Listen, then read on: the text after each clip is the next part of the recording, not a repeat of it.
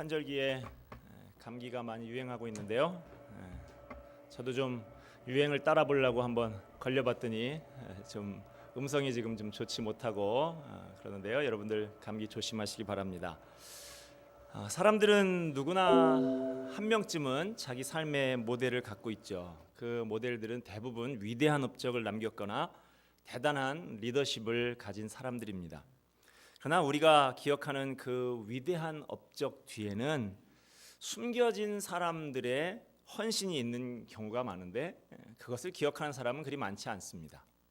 오늘 본문 말씀을 통해서 우리는 역설적인 진리를 발견하게 됩니다. 그 첫째는 화려한 외형이 문제 해결에 아무 도움을 주지 못한다라고 하는 것입니다.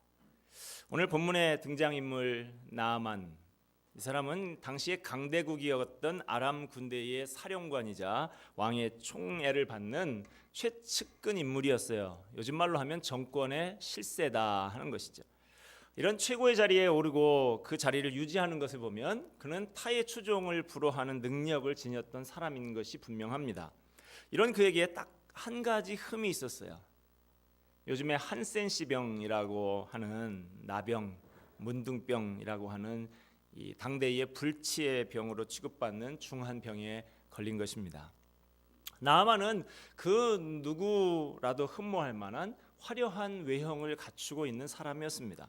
요즘 말로 하면 스펙이 화려해요. 그러나 그 화려한 스펙 속에 골마 터지는 염증이 있었고 이 화려한 스펙이 문제 해결에 아무 도움이 되지 못했다 하는 것입니다. 번쩍거리는 계급장, 왕의 총애, 수많은 군사들, 화려한 전과와 업적, 이 모든 화려한 외형이 진정한 나아만의 모습은 아니었습니다. 모든 치장을 벗어버린 나아만, 그는 한 명의 문둥이, 그 이상의 아무것도 아니었어요. 살이 썩어 들어가고 감각이 없어지고 사람들의 조롱 속에서 격리되어야 하는 흉측한 문둥이, 그것이 나아만 장군의 진정한 모습이었습니다. 오늘 본문 말씀은 이 나아만을 통해서 인생의 실상, 인생의 참 모습은 어떤 것인가 하는 것을 보여줍니다. 이 흉측하고 소름 끼치고 불쌍한 한 명의 나환자를 통해서 저와 여러분과 이 세상 사람들 속에 감추어져 있는 본질적인 모습을 보여주고자 하는 것입니다. 수많은 사람들이 앞으로 다름질쳐서 얻어낸 것들, 돈, 직책, 선망의 눈빛, 그런 것들은 진정한 인생의 모습이 아니라는 거예요.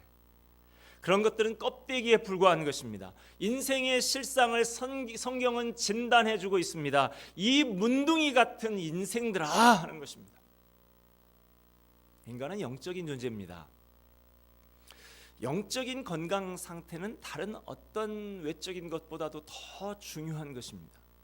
영적인 건강 상태가 부실하면 다른 모든 것이 아무리 화려해도 아무 소용이 없어요. 겉보기에 아무리 멀쩡해 보여도 실제로는 치명적인 병에 걸려 있을 수 있습니다. 여러분, 이 시간에 진지하게 자기 자신을 돌아볼 수 있기를 바랍니다. 여러분의 내면의 상태는 어떤가요?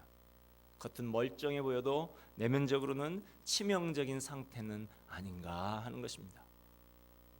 오늘 본문 말씀에서 발견하게 되는 두 번째 역설적인 진리는 문제 해결의 열쇠가 의외의 곳에 있다 하는 것입니다. 오늘 본문에서 우리가 주목하고자 하는 주인공 같은 사람은 누구냐 하면 여기 나오는 소녀입니다. 이 소녀는 성경에 딱 한 번 여기에만 나오고 있어요. 이 아이가 어느 지방 출신인지 어느 가문인지 전혀 알려주지 않고 있습니다. 이 소녀는 막강한 권력을 가지고 있던 나아만 장군 집의 어린 노예였습니다. 몸종이었습니다. 이 소녀에 대한 성경의 언급은 그 아이가 주인인 나아만 장군의 아내에게 말했다는 딱 한마디의 말뿐이에요. 오늘 본문 3절에 있는 말씀이죠. 우리 주인이 사마리아에 계신 선지자 앞에 계셨으면 좋겠나이다. 그가 그 나병을 고치리이다.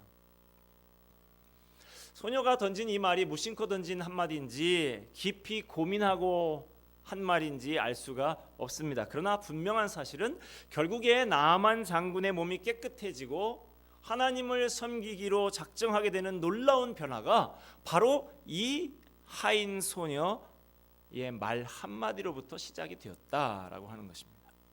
나만이라고 하는 위대한 전쟁 영웅에게 있어서 그의 부인의 몸종인 전쟁 포로로 잘 잡혀와서 종살이를 하고 있는 이 아이는 별로 가치 있는 존재가 될 수 없습니다. 그러나 이 하찮은 하인 소녀 안에 성경의 역설적인 메시지가 들어 있습니다. 사람들은 거창한 일, 위대한 일을 찾아다닙니다. 그래서 이 나만의 보고를 들은 아람 왕은 내 부하의 병을 고쳐달라고 하면서 누구에게 보내느냐? 이스라엘의 왕에게로 보냅니다. 그러나 그 문제에 대한 해답은 왕궁에 있지 않고 왕에게 있지 않았어요. 부엌에 있었고 그 부엌대기 소녀에게 있었습니다. 가장 약하고 천해 보이는 곳에 해답이 숨겨져 있습니다. 여러분, 고지론이라고 들어보셨습니까? 그리스도인들이 높은 고지를, 높은 곳, 최고의 자리를 점령해야 된다라는 말이에요. 사람들이 다 우러러보는, 받드는 그 최고의 자리에 올라가서 그 자리에서 자랑스럽게 하나님께 영광을 돌리라는 말이에요. 올림픽의 금메달리스트처럼, 차범근 선수처럼, 예전에 이영무 선수처럼, 박주영 선수처럼 그렇게 골 넣고 무릎 꿇고 기도하면서 하나님께 영광 돌리면 하나님께 얼마나 영광이 되겠냐. 이것이 고지론입니다. 물론 최고가 되면 좋죠. 그러나 이 주장이 갖는 맹점이 있어요. 이 세상에 최고가 될 수 있는 사람이 몇 명이나 있겠습니까? 남산의 제일 큰 소나무는 한 그루밖에 없잖아요. 몇 명 안 되는 그 어느 분야의 최고의 자리에 오른 사람들만 하나님께 영광을 돌리는 사람이 될 수 있을까요? 그렇지 못한 나머지 사람들은 소위 루저, 패배자입니까? 최고가 아니면 하나님께 영광을 돌릴 수 없을까요? 아닙니다. 하나님은 아람 사람이 이스라엘 땅에서 사로잡은 이 자그마한 소녀 한 명을 통해서 하나님의 이름이 이방 땅에 널리 전파되도록 하셨습니다. 하나님께서는 인간의 눈으로 판단할 때 지극히 연약한 사람을 종종 들어서 쓰십니다. 전혀 의외의 인물을 사용하셔서 하나님의 나라를 확장시켜 나갔어요. 하나님이 일하시는 방법은 늘 이렇습니다. 이집트에 대기근이 생겼을 때 그 문제를 해결한 것은 왕이나 고위 관료들이나 박사들이 아니라 형제들에게 왕따를 당하고 이 낯선 이국 땅에 팔려와서 성폭행범이라고 하는 누명까지 쓰고 옥에 갇혀있던 이방인 죄수 요셉이었습니다. 아무도 꺾을 수 없는 거인 장수 골리앗의 문제를 해결한 것은 고도의 군사훈련을 받은 특수 요원들이 아니라 먼지를 뒤집어 쓰고 염소똥이나 묻히고 다니고 있었던 무명의 목동 다윗이었습니다. 온 세상이 메시아를 찾고 대도시를 주목했습니다마는 우리 주님은 유대 땅의 가장 작은 성읍 베들레헴에서 나셨습니다. 누구나 이스라엘의 구주는 왕궁에서 날 것이라고 생각을 했지만 만왕의 왕이신 예수님께서는 누구도 예상치 못한 마국간에서 나셨습니다. 예수님께서는 자신의 교회의 시작을 노동자, 어부, 세리 이런 사람들에게 맡기셨어요.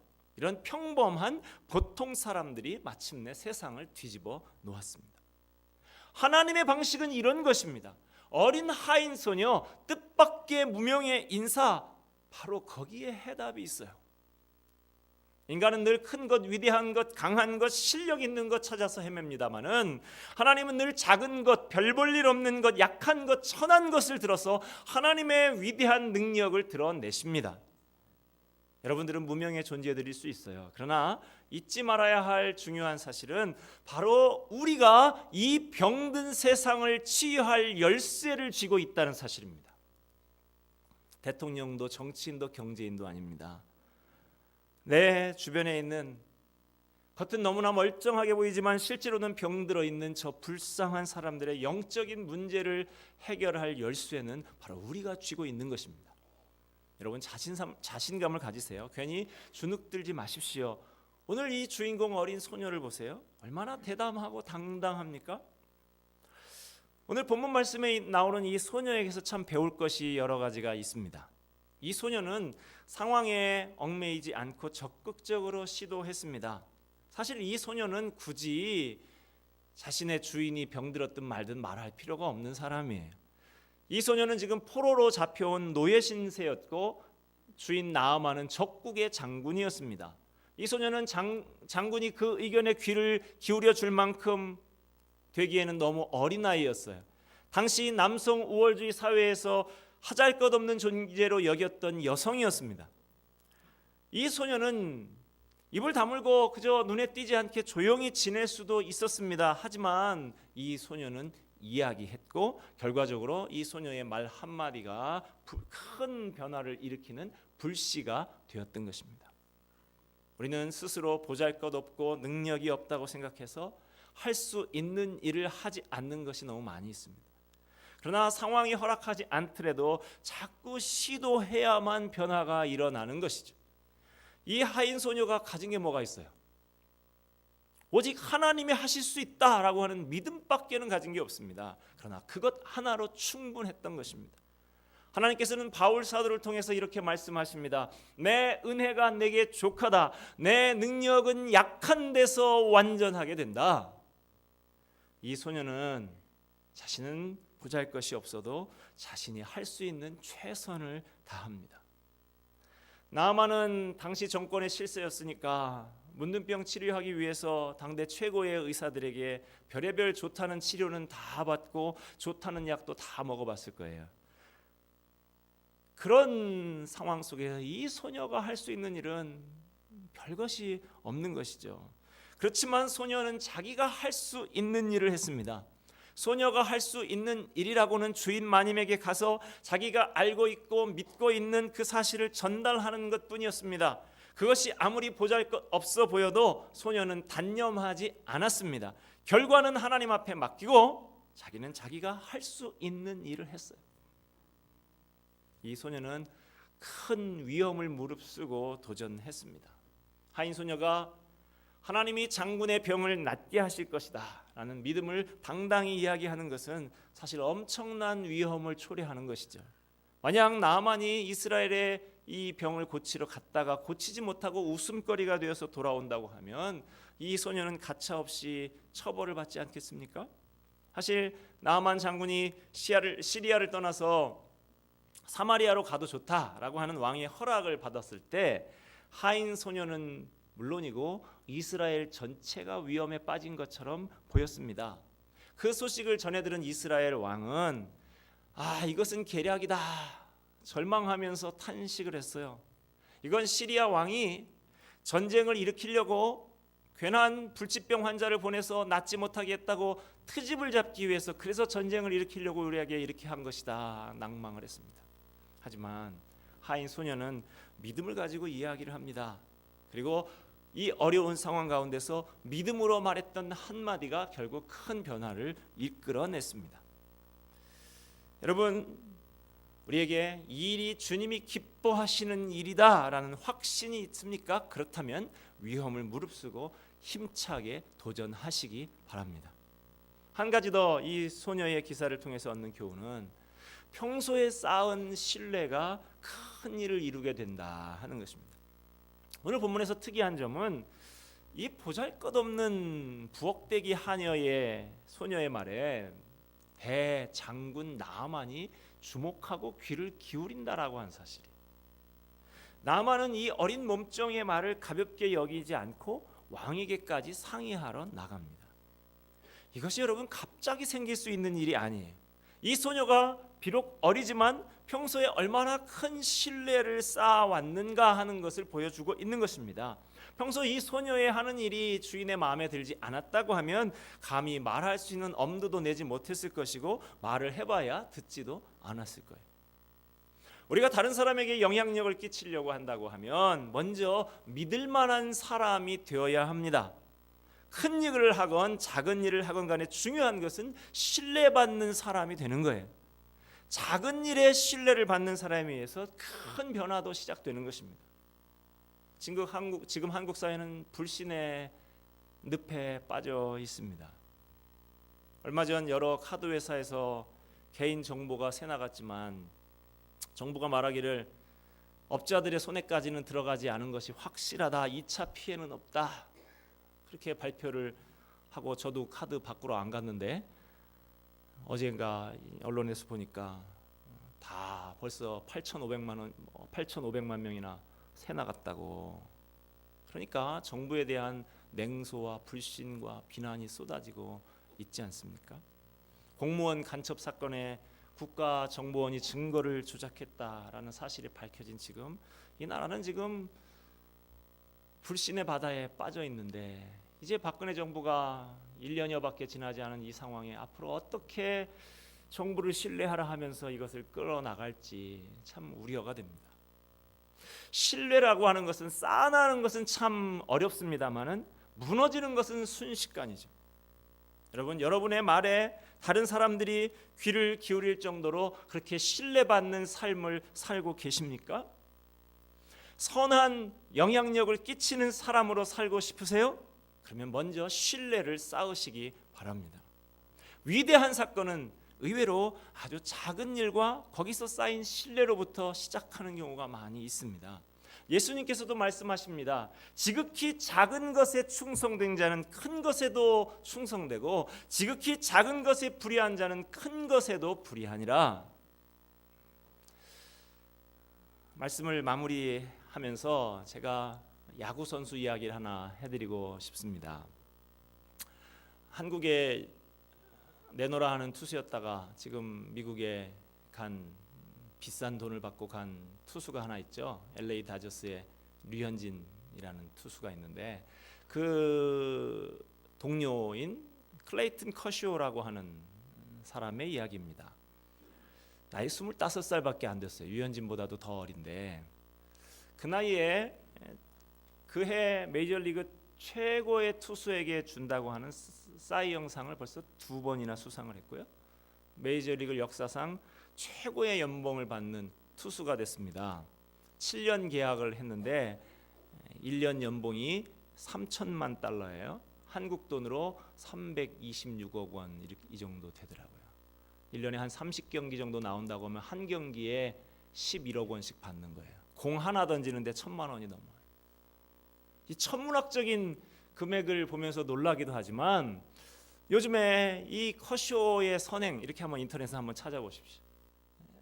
이 이야기로 또 아름다운 이야기를 많이 떨치고 있는 이 선수가 클레이튼 커쇼입니다. 류현진 선수도 커쇼에 대해서 한 말이 있던데요. 보니까 커쇼는 정말 인성이 훌륭한 선수다. 최고의 에이스임에도 불구하고 항상 겸손하고 착하고 성실하다. 이런 선수가 내 옆에 있다는 사실이 고마울 따름이다 라고 이야기를 했더라고요. 이 커쇼는 부모가 10살 때 이혼을 하고 싱글맘인 엄마가 그 어려운 형편 가운데서도 신앙으로 잘 기릅니다. 그러던 그가 14살 중학교 때 여자친구 하나를 사귀게 되는데 엘렌이라고 하는 여자친구를 사귀어요. 8년 동안 사귀고 22살 어린 나이에 결혼을 합니다. 그런데 이 엘렌이 커쇼한테 큰 영향을 끼치는 거예요. 이 엘렌이라는 이 여학생이 일찍 청소년기부터 아프리카 잠비아에 있는 고아 문제에 깊은 관심을 가지고 후원을 해오고 있었는데 커쇼하고 결혼하게 되면서 엘렌이 신혼여행으로 어디를 가느냐? 호화 휴양지에 충분히 갈 수 있는 사람인데 이 잠비아로 단기 선교 여행으로 해서 이 신혼여행을 대신합니다. 함께 간 커쇼가 그전에도 예수를 믿었지만 그 잠비아에서 가치관이 통째로 바뀌는 체험을 합니다. 그래서 호프라고 하는 이 잠비아 고아 소녀를 위해서 고아원을 지어줘야 되겠다. 이 에이즈에 걸려있는 이 소녀를 위해서 부모 때부터 에이즈에 걸려서 에이즈에 걸린 이 소녀를 위해서 고아원을 지어줘야겠다라는 생각을 해요. 그래서 행동에 나섭니다. 자기가 등판하는 경기마다 삼진 하나당 $500를 기부금으로 내놓겠다. 큰 돈입니다, 여러분. 이 돈만 모아도 1년에 1억 원이 된대요. 각종 상을 받을 때마다 대부분 상금을 다 이곳에 내놓습니다. 그래서 2012년에 고아원이 세워졌고 아내와 함께 그런 이야기를 담은 Arise라고 하는 책을 펴냈는데요. 그 책에서 이렇게 고백을 합니다. 우리 부부는 하나님께 영광을 돌리기 위해서 사는 일이 우리 삶의 목적이라 믿으며 인생을 항해하고 있다. 예수님에 대한 믿음으로 세상을 바라보면 세상이 완전히 달라 보인다. 인생에서 돈과 지위가 전부가 아님을 깨닫게 된다. 우리는 하나님과의 관계 속에 있을 때 가장 큰 기쁨을 느끼고 인생의 깊은 의미를 발견한다. 이 커쇼가 매해 겨울마다 다른 선수들 다 쉬고 놀고 할 때 아내와 함께 다시 한 달 이상씩 이 잠비아로 달려간다고 그래요. 그래서 자선 활동을 펼치고 2012년부터는 아예 커쇼의 도전이라고 하는 자선 단체를 만들어서 잠비아는 물론 자기가 있는 근거지 LA, 자기 고향인 댈러스 이런 곳에서 자선 활동을 펼치고 있습니다. 참 대단하지 않습니까? 대단하지만 제가 강조하고 싶은 것은, 제가 오늘 이 얘기를 들고 나온 이유는 그 뒤에 어려운 환경 속에서도 믿음으로 아들을 양육했던 그 엄마, 그리고 엘렌이라고 하는 그 14살짜리 소녀, 지금도 20대 중반밖에 안 되는 그 무명의 젊은 세대에 영향력이 있었다라고 하는 것이죠. 그 엄마 이름 저 누군지도 몰라요. 그 세대는 대단한 사람이 아닌 것 같아요. 그러나 그 사람의 영향력에 의해서 이런 놀라운 일들이 이루어지고 있다는 것입니다. 오늘 말씀을 정리합니다. 우리가 오늘 본문에서 역설적인 진리를 발견했습니다. 그것은 화려한 외형이 문제 해결에 아무 도움이 되지 못한다는 것입니다. 오히려 문제 해결의 열쇠는 의외의 곳에 있다는 거예요. 나아만 장군의 몸이 깨끗해지고 하나님을 섬기기로 작정하는 이 놀라운 변화가 바로 하인 소녀의 한마디 말로부터 시작되었다라고 하는 것입니다. 인간은 늘 큰 것, 강한 것, 위대한 것, 그것을 찾아 헤매지만 하나님은 늘 작은 것, 별 볼 일 없는 것, 약한 것, 천한 것 들어서 사용하신다는 것입니다. 이 소녀는 상황에 얽매이지 않고 적극적으로 시도했습니다. 자신이 보잘것없어도 할 수 있는 최선을 다했습니다. 큰 위협을 무릅쓰고 도전을 했습니다. 평소에 쌓인 신뢰를 통해서 큰 일을 해냈어요. 여러분들, 저와 여러분도 무명의 존재일 수 있습니다. 그러나 잊지 말아야 할 중요한 사실은 바로 우리가 이 병든 세상을 치유할 열쇠를 쥐고 있다는 사실입니다. 비록 고지를 점령하지 못해도, 최고의 자리에 오르지 못해도 얼마든지 하나님께 영광을 돌릴 수 있습니다. 믿음의 거인이 되기 위해서 반드시 위대한 인물이 될 필요는 없어요. 작은 행동 하나하나가 쌓여서 큰 변화를 만들어내는 것입니다. 아무쪼록 이 말씀을 대하는 저와 여러분이 모두 이 소녀처럼 믿음의 작은 거인들이 되시기를 바랍니다. 나는 비록 평범하지만 적극적으로 내가 할 수 있는 최선의 삶을 통해서 하나님께 영광을 돌리고 사람들에게 선한 영향력을 끼치는 믿음의 사람 되기로 결심하는 저와 여러분이 다 되시기를 바랍니다. 기도하겠습니다.